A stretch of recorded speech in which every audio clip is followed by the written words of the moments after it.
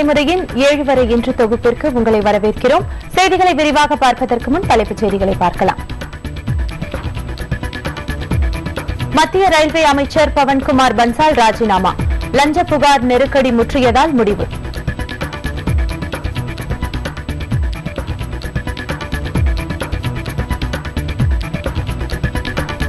கர்நாடக புதிய முதலமைச்சராக சித்தராமையா தேர்வு.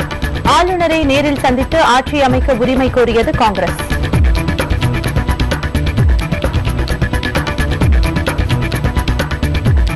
தமிழகத்தில் நடப்பாண்டில் 3711 ஆசிரியர் காலி பணியிடங்கள் நிரப்பப்படும்.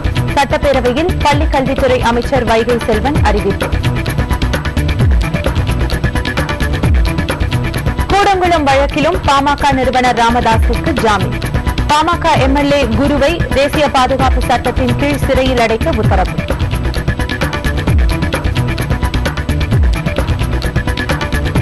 காவிரி மேலாண்மை வாரியம் அமைக்கப்படும் வரை நீர் திறப்பு குறித்து முடிவு செய்ய தற்காலிக குழு. காவிரி விவகாரத்தில் உச்சநீதிமன்றம் உத்தரவு.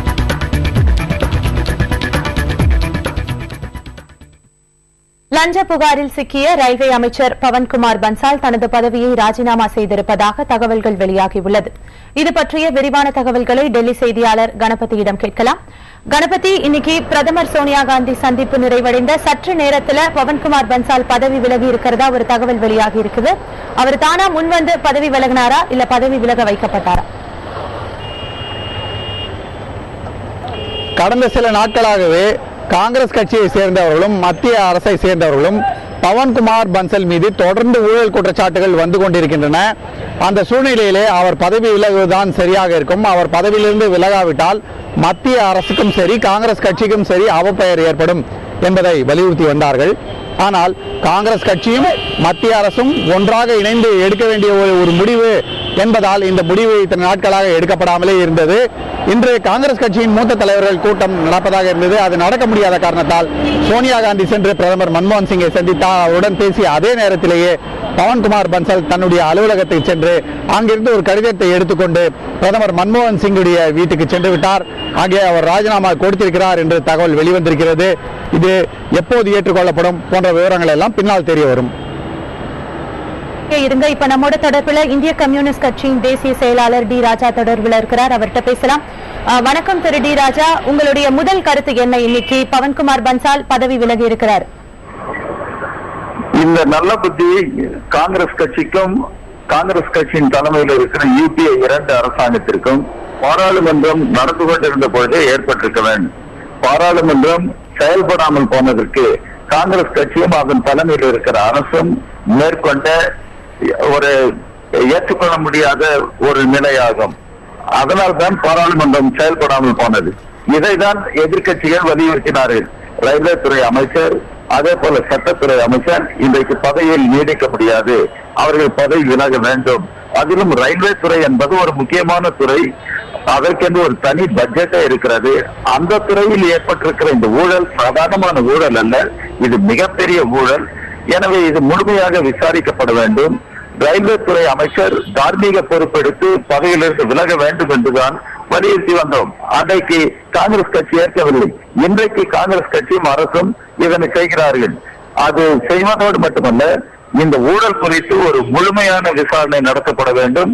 ஊழலை ஒட்டி வெளிவருகிற அனைத்து ஆதாரங்களும் இன்றைக்கு நீதிமன்றத்தின் முன்னால், மக்கள் மன்றத்தின் முன்னால் வைக்கப்பட வேண்டும். இந்த ஊழலுக்கு பொறுப்பானவர்கள் யாரும் தப்பித்துக் கொள்ள முடியாத அளவிற்கு விசாரணை நடைபெற வேண்டும். நீதி நிலைநிறுத்தப்பட வேண்டும். அது மட்டுமல்லாமல் அஸ்வினி குமார் இன்றைக்கு சட்டத்துறை அமைச்சர், அவர் மீதும் உச்ச நீதிமன்றம் கடுமையான விமர்சனங்களை சொல்லி இருக்கிறது. இன்றைக்கு அவரும் பதவியை விலக வேண்டும் என்றுதான் எல்லோரும் வலியுறுத்தி வருகிறோம். அவர் இன்றைக்கு தொடர்ந்து நீடிப்பது எந்த வகையில் சரியானது என்பதை பார்க்க வேண்டும். எல்லாவற்றையும் பார்க்கிற போது பிரதமருடைய தார்மீக நிலைகளே இன்றைக்கு மிகப்பெரிய அளவிற்கு பாதிக்கப்பட்டிருக்கின்றன. பிரதமருடைய நம்பகத்தன்மை இன்றைக்கு பாதிக்கப்பட்டிருக்கிறது. பிரதமர் இன்றைக்கு பாராளுமன்றம் அதனுடைய கூட்டத்தொடர் இல்லாத நிலையில் நாட்டு மக்களுக்கு தன்னுடைய ஆட்சி குறித்து அவர் விளக்க வேண்டும். இன்றைக்கு பிரதமர் பெரிய பல கேள்விகளுக்கு பதில் சொல்ல வேண்டிய கட்டாயத்திற்கு ஆளாக்கப்பட்டிருக்கிறார் என்பதை நாம் பார்க்க வேண்டும். திரு டி ராஜா, இன்னைக்கு காலையில வரைக்கும் இந்த குற்றச்சாட்டுகளை மறுத்துட்டு வந்த பன்சால் இன்னைக்கு திடீர்னு இப்ப பதவி விலகி இருக்கிறத நீங்க எப்படி பாக்குறீங்க? இன்றைக்கு பல்வேறு ஆதாரங்கள் வெளிவந்து கொண்டிருக்கின்றன. பல்வேறு ஊடகங்கள் இந்த ஆதாரங்களை வெளியிட்டு வருகிறார்கள். எனவே இன்றைக்கு காங்கிரஸ் கட்சி இனிமேலும் சும்மா இருக்க இயலாது. காங்கிரஸ் கட்சி இன்றைக்கு மக்களிடம் மிகப்பெரிய அளவிற்கு அம்பலப்பட்டு மக்களால் நிராகரிக்கப்படுகிற நிலை இன்றைக்கு தோற்றுவிக்கப்பட்டிருக்கிறது. ஊழலோடு காங்கிரஸ் கட்சி சமரசம் செய்து கொள்கிறது. அதிலும் பிரதமரை இன்றைக்கு ஊழலோடு சமரசம் செய்து கொள்கிறார் என்கிற நிலைக்கு இந்த ஊழல் பரிமாணங்கள் இன்றைக்கு மக்கள் மன்றத்திற்கு வந்திருக்கின்றன. எனவேதான் இன்றைக்கு நான் குறிப்பிடுவது, இன்றைக்கு மட்டுமல்ல, பாராளுமன்றம் செயல்பட்டுக் கொண்டிருந்த பொழுது, பாராளுமன்ற கூட்டத்தொடர் நடந்து கொண்டிருந்த பொழுதே இந்த முடிவினை காங்கிரஸ் கட்சியும் அரசும் மேற்கொண்டிருக்க வேண்டும். பாராளுமன்றம் செயல்படாமல் முடக்கியதும் காங்கிரஸ் கட்சியும் அரசும் தான். இந்த பாராளுமன்றம் முடங்கி போனதுக்கு பின்னர் இப்பொழுது 2 நாட்கள் கழித்து இந்த முடிவை எடுக்கிறார்கள் என்றால் பாராளுமன்ற ஜனநாயகத்தை அவர்கள் எப்படி மதிக்கிறார்கள் என்ற கேள்வியே எழுகிறது. திரு டி ராஜா, தொடர்பில் உங்களுடைய கருத்துக்களை பகிர்ந்துகிட்டதுக்கு நன்றி. தொடர்ந்து திரு ஞானதேசிகன் நம்மோடு தொடர்பில் இருக்கிறார், அவரிடம் பேசலாம். தமிழக காங்கிரஸை சேர்ந்த ஞானதேசிகன். வணக்கம் திரு ஞானதேசிகன். இன்னைக்கு பவன்குமார் பன்சால் இன்று மாலை பதவி விலகி இருக்கிறார் ரயில்வே அமைச்சர் பதவியில் இருந்து. இதை நீங்க எப்படி பாக்குறீங்க? என்னை பொறுத்த மட்டில் ஒரு அமைச்சர் மீது, அஸ்வினி குமார் மீதும் பன்சால் அவர்கள் மீதும் தேவையற்ற குற்றச்சாட்டுகளை நாடாளுமன்றத்தில் பேசி நாடாளுமன்றத்தை இந்த முழுவதுமாக முடக்கி விட்டார்கள் பாரதிய ஜனதா கட்சி. இன்றைக்கு ஊடகங்கள் மூலமாக ஒரு மனிதனை காயப்படுத்துகிற நிகழ்ச்சி இன்றைக்கு இந்தியாவிலே அரங்கேறிக் கொண்டிருக்கிறது. அது உண்மையா இல்லையா என்பதை விவரிக்கிறதுக்கு முன்பாகவே அந்த ஒரு மனிதரை, ஒரு அரசியல் தலைவர்களையோ அல்லது அமைச்சர்களையோ இன்று அவர்தான் குற்றவாளி என்பதை போல சித்தரிக்கிற அந்த முயற்சிக்கு பலியாகி இருக்க கூடாது என்பது என்னுடைய தனிப்பட்ட கருத்து. காரணம், முதல் தகவல் அறிக்கையிலேயோ எந்த விதமான நேரடி குற்றச்சாட்டோ பன்சால் மீது இல்லாத போது அவர் ராஜினாமா செய்ய தேவையில்லை. அதற்காக ஊழலுக்கு நான் ஆதரவாக இல்லை. அவர் மீது தனிப்பட்ட முறையில் அல்லது குற்ற பத்திரிகை தாக்கல் செய்யப்படும் போது அல்லது முதல் தகவல் அறிக்கை அவர் பெயர் வருகிற போது அவர் ராஜினாமா செய்ய வேண்டும். ஆனால் ஒரு குற்றம், அவருடைய உறவினர்கள் குற்றம் இழைத்தார்கள் என்றாலே அவருக்கு சம்பந்தம் இருப்பதை போல இன்றைக்கு எதிர்க்கட்சிகள் பாவனை செய்தது என்பது ஒரு தவறான ஜனநாயகத்திற்கு முன்னுதாரணமாக நான் கருதுகிறேன். அதே போல அஸ்வினி குமார் கூட ஒரு சட்ட அமைச்சருக்கு என்ன வேலை இந்த நாட்டில்? எந்த விதமான நீதிமன்றத்திலே தாக்கல் செய்கிற என்ன விதமான பதில்களையும் சட்ட அமைச்சகத்தின் மூலம் போக வேண்டும் என்று விதி இருக்கிறது. அதற்கு பெயர் வெட்டிங் என்று பெயர். ஒரே ஒரு விஷயம் என்னவென்றால், எங்கள் அமைச்சர்களோ எங்கள் அரசோ தைரியமாக இதை எதிர்கொள்வதற்கு தயாராக இருக்க மாட்டேங்கிறார் என்கிற வருத்தம் தமிழக காங்கிரஸ் தலைவர் என்ற முறையில் எனக்கு இருக்கிறது. திரு ஞானதேசிகன், நீங்க தொடர்பில் இருங்க. நமது செய்தியாளர் கணபதி தொடர்பில் இருக்கிறார். கணபதி, ஞானதேசிகன் தொடர்பில் இருக்கிற உங்களுடைய கேள்விகளை நீங்க கேட்கலாம். நிச்சயமா ஞானதேசிகன் ஐயா, உங்களிடம் ஒரு முக்கியமான கேள்வியை கேட்க விரும்புகிறேன். அது போன்ற ஊழல் சர்ச்சைகளால் காங்கிரஸ் கட்சிக்கு மக்களிடையே இருக்கும் மதிப்பு பாதிக்கப்படாதா? அந்த மாதிரி பாதிக்கப்பட்டால் தேர்தலிலே காங்கிரஸ் தோல்வியைத்தானே சந்திக்க வேண்டி வரும். கண்டிப்பாக இருக்காது. அதற்கான பதிலை கர்நாடகத்திலே மக்கள் தெரிவித்திருக்கிறார்கள். நான் கர்நாடக தேர்தல் மாநில பிரச்சனைகளை மையப்படுத்திய தேர்தலாக நான் அதை கருதவில்லை என்று ஏற்கனவே சொன்னேன். காரணம், கர்நாடகாவிலே தேர்தல் நடந்த போது நாடாளுமன்றத்தை முடக்கி வைத்து இந்த குற்றச்சாட்டுகளை எதிர்க்கட்சிகள் சொல்லி வந்தார்கள். அந்த சூழ்நிலையில் கர்நாடகத்திலே தேர்தல் நடந்து இன்றைக்கு காங்கிரஸ் கட்சி வெற்றி பெற்றிருக்கிறது.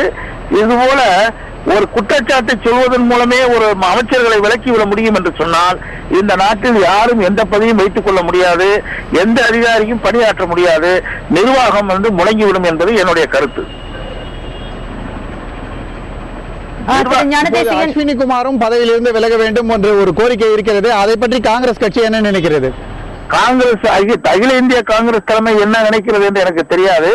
ஆனால் என்னை பொறுத்த மட்டில் ஒரு சட்ட அமைச்சர் என்பவர் ஒரு மிக முக்கியமான உச்ச நீதிமன்றத்தினுடைய ஒரு ஒரு விசாரணை நடக்கிற போது அதற்கு தாக்கல் செய்கிற ஒரு கவுண்டர் அபிடவிட்டோ பிரமாண வாக்குமூலத்தையோ அவர் முக்கியமான ஒரு பிரச்சனையாக கருதுகிற போது அந்த அரசினுடைய வழக்கறிஞர்களை வைத்து அதை பார்ப்பது என்பது தவறில்லை. காரணம், எந்த விதமான நீதிமன்றத்திற்கு, சென்னை உயர் நீதிமன்றமாக இருந்தாலும் சாதாரண நீதிமன்றமாக இருந்தாலும் எல்லா துறைகளுடைய கவுண்டர் அபிடவிட்டும் அந்த சட்ட அமைச்சகத்தின் மூலம் செல்ல வேண்டும் என்பது விதி இருக்கிறது. ஆகவே நீதிமன்றம் யாரிடமும் இதை காட்டக்கூடாது என்ற உத்தரவு எதுவும் சிபிஐக்கு போடவில்லை. அப்படி இருக்கிற போது அவர் பார்த்தது தவறில்லை, அதனால் ஒரு குற்றம் இல்லை என்பது என்னுடைய கருத்து. அதை ஆணைத்தரமாக முதலிலேயே சட்ட அமைச்சர் சொல்லி இருக்க வேண்டும், எங்கள் அரசும் சொல்லி இருக்க வேண்டும். திரு ஞானதேசிகன், தொடர்புல உங்களுடைய கருத்துக்களை பகிர்ந்துகிட்டதுக்கு நன்றி. இப்ப நம்மோட தொடர்புல பாரதிய ஜனதா மாநில தலைவர் பொன் ராதாகிருஷ்ணன் இருக்கிறார், அவர்கிட்ட பேசலாம். வணக்கம் திரு ராதாகிருஷ்ணன், நீங்க சொல்லுங்க, இன்னைக்கு பவன்குமார் பன்சால் இன்னைக்கு மாலை பதவி விலகி இருக்கிறார், இதை நீங்க எப்படி பாக்குறீங்க? மிகவும் வரவேற்கப்பட வேண்டிய ஒன்று. அவர் நீக்கப்பட்டிருக்கப்பட வேண்டிய ஒருவர் அவராக முன்வந்து ராஜினாமா செய்திருக்கிறார் என்று சொன்னால் அது நிச்சயமாக ஏற்றுக்கொள்ள முடியாதாக இருக்க முடியாது. கட்டாயத்தின் பேரில் வேறு வழி இல்லாமல் அவர் நீக்கப்படுவார் என்று சொல்லக்கூடிய அச்சத்தின் பேரில் இவர் ராஜினாமா செய்திருப்பார் என்று சொல்லி கருதுகிறேன். எப்படி இருந்தாலும் கூட வரவேற்கப்பட வேண்டிய ஒன்று. திரு பொன் ராதாகிருஷ்ணன், நீங்க தொடர்புல இருங்க. கணபதி திரு பொன் ராதாகிருஷ்ணன் நம்மோட தொடர்புல இருக்கிறார், நீங்க உங்களுடைய கேள்விகளை கேட்கலாம். நிச்சயமாக, அதாவது இப்போது பன்சல் ராஜினாமா செய்திருப்பதால் காங்கிரஸ் கட்சிக்கும் பாரதிய ஜனதா கட்சிக்கும் ஏற்பட்டிருக்கும் மோதல் குறைய வாய்ப்பு இருக்கிறதா?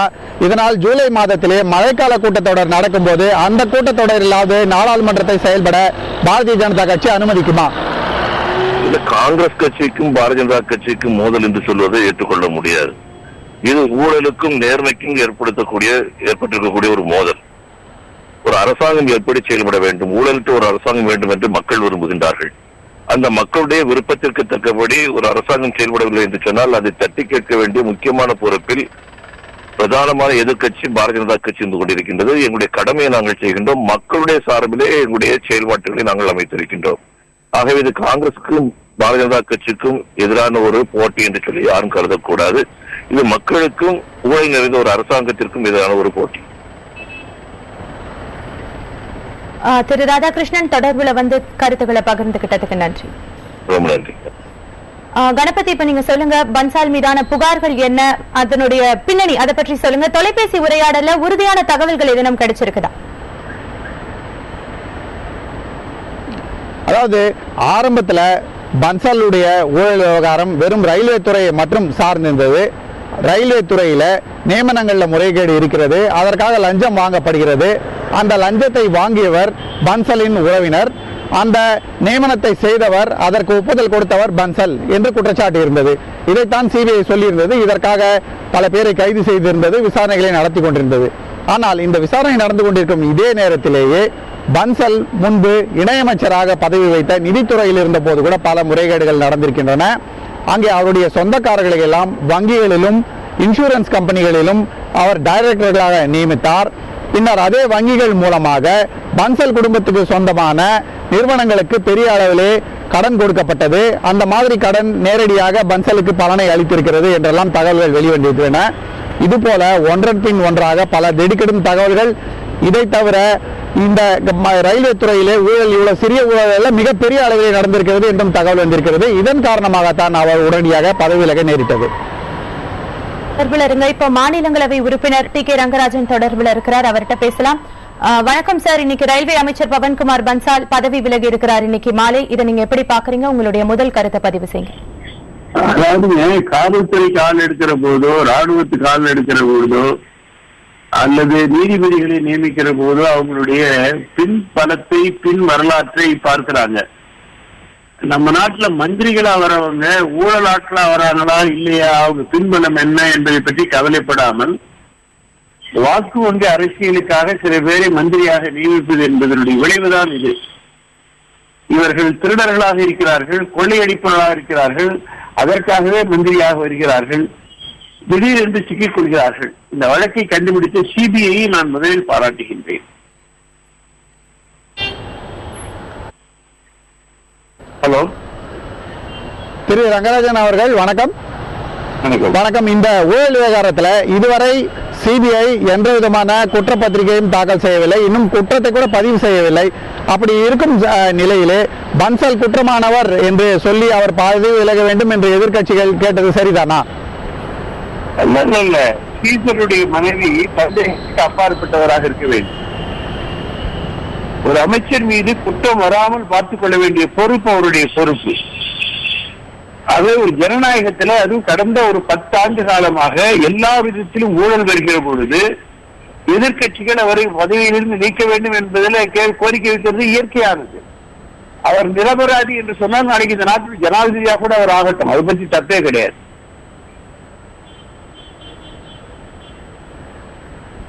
திரு ரங்கராஜன் அவர்கள் உங்கள் கருத்துக்களை பதிவு செய்ததுக்கு மிக்க நன்றி. இப்போது நம்முடன் இணைப்பிலே தா பாண்டியன் அவர்கள் இருக்கிறார், அவருடன் பேசலாம். வணக்கம் திரு பாண்டியன் அவர்கள், நீங்கள் பன்சாலின் ராஜினாமாவை பற்றி என்ன நினைக்கிறீர்கள்? ரயில்வேல நியமனங்கள்ல பெரிய அளவில் ஊழல் நடைபெறுகிறது என்பது சரியா? மத்திய ரயில்வே துறை அமைச்சர் பன்சால் பதவியை விட்டு விலகி இருப்பது என்பது வரவேற்கத்தக்கது. நிச்சயமாக அவர் காலதாமதமாக விலகி இருந்தாலும் அவர் விலகிட்டார் என்று கேள்விப்படுகிற போது பலர் பிடிவாதமாக என்ன செய்தாலும் அதை மூடிமறைக்க முயற்சிக்கிற போது இந்த மனிதர் மட்டும் விலகி இருக்கிறாரே, ஓரளவு ஒப்புக்கொண்டிருக்கிறாரே என்று பாராட்டலாம். ஆனால் அது தானாக முதல் நாளே அவர் ஒப்புக்கொண்டு வெளியேறி இருந்தால் கௌரவமாக இருந்திருக்கும். மாறாக நாடாளுமன்ற உறுப்பினர்கள் பல கட்சியினர் வற்புறுத்திய போதும் அது இல்லை என்று மறுப்பதற்கும் அது இல்லாமல் செய்வதற்கு எத்தனை முயற்சிகள் உண்டோ அத்தனை விளக்கங்களையும் கொடுத்து குற்றம் சாட்டியவர்களை எழுப்பியவர்கள். அவர் யாரும் எடுத்த இடத்திலேயே அவரை தூக்கிலிட வேண்டும் என்று எவருமே கேட்கவில்லை. அவர் மீது இத்தகைய குற்றச்சாட்டு வந்திருக்கிற பொழுது அவர் இந்த பொறுப்பில் நீடிப்பது முறையா, சரிதானா? எனவே பதவியை விட்டு விலகிவிட்டு அவர் இந்த குற்றச்சாட்டை இல்லை என்று நிரூபித்த பிறகு அவர் எந்த பொறுப்புக்கும் வரட்டும்.